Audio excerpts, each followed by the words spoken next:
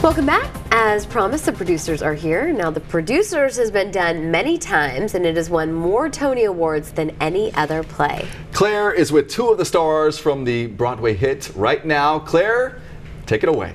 Thanks, guys. Okay, I was telling Tony earlier, and I was telling these guys that I've been singing the songs all morning long because it's such a great show. Tell me a little bit about, if people who don't know about The Producers, give me a little synopsis so people kind of get an idea of what we're talking about. Well, it's about two producers. I play the Max Bialystock, and this is my associate. Hi, I'm Richard. I play Leo Bloom. Okay. And it's the musical Producers is based on a man named Max Bialystock who decides, they come up with a scheme, he and his associate Leo, to find the world's worst play, get as many backers and as much money as possible in the hopes that the show will close in one night, and so that they can keep all of the money that they've accrued to produce their show.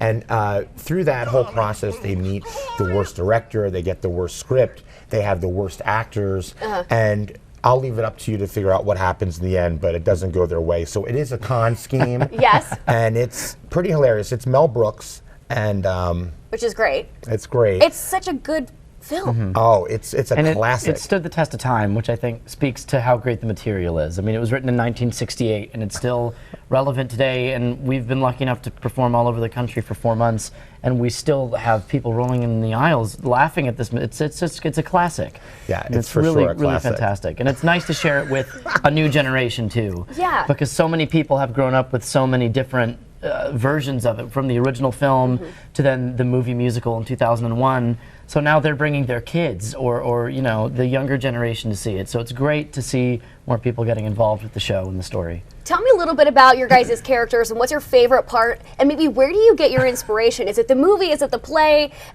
Tell me a little bit about that. So, one of you. I have a lot of favorite parts in the play. My number one thing is it's great to play this character, Max Bialystock. You know, it's an iconic role. You have Zero Mostel, you have Nathan Lane. But I think my favorite part about it is that Mel Brooks, when he was a kid and he started out as a production assistant, he based Max Bialystock, this character, on the first guy he ever worked for. And he was a theatrical producer who lived in Midtown Manhattan.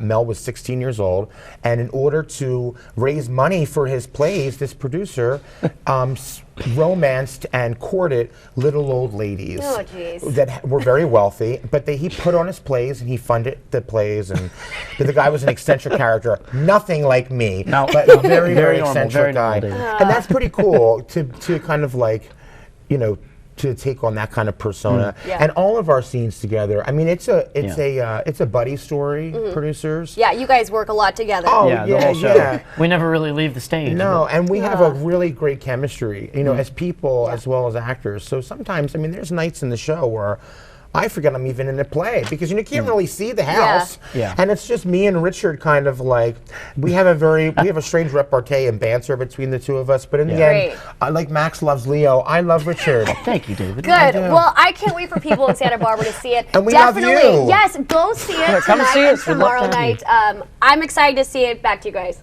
All right, thanks, Claire. That's it for local news on Fox 11. Have a great day, and we will see you bright and early tomorrow morning.